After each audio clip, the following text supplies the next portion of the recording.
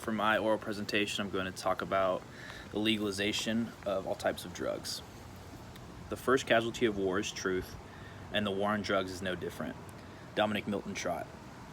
One simple truth is that prohibition on alcohol did not work, and neither did the war on drugs.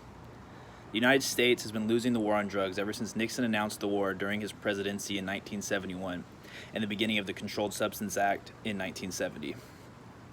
This law needs to be abolished because the legalization of drugs will be much more beneficial to the citizens of the United States opposed to the current situation. First and foremost, the most important reason for the legalization of all drugs is the health of our nation. According to the National Survey on Drug Use and Health, 19.7 million Americans over the age of 12 battled a substance abuse disorder in 2017, and 70,237 of those died that same year. These numbers have been increasing each year at an accelerated rate. A large percentage of these deaths are due to tainted drugs, such as the addition of fentanyl to many of the drugs on the streets.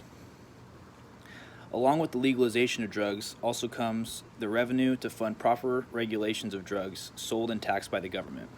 Essentially, it's a win-win situation because the United States government will be receiving tax dollars from drug sales, and drug users will no longer die due to tainted drugs.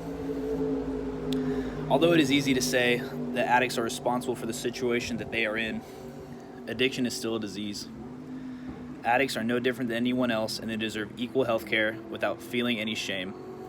The United States government and U.S. citizens are already spending billions of dollars due to addiction, so why not reallocate the money to helping these people instead of spending money to avoid the problems? Drug abuse and addiction cost American society more than $740 billion annually in lost workplace productivity, healthcare expenses, and crime-related costs each year. Rehab programs can cost up to anywhere between $2,000 to $25,000 a month for healthcare, and many addicts cannot afford these programs because public insurance usually only covers part of the cost. Poor people with addiction are being set up for failure, and they are dying. If the country is spending over $740 billion annually on this problem, obviously there's enough funding to find a solution by helping these people with disease.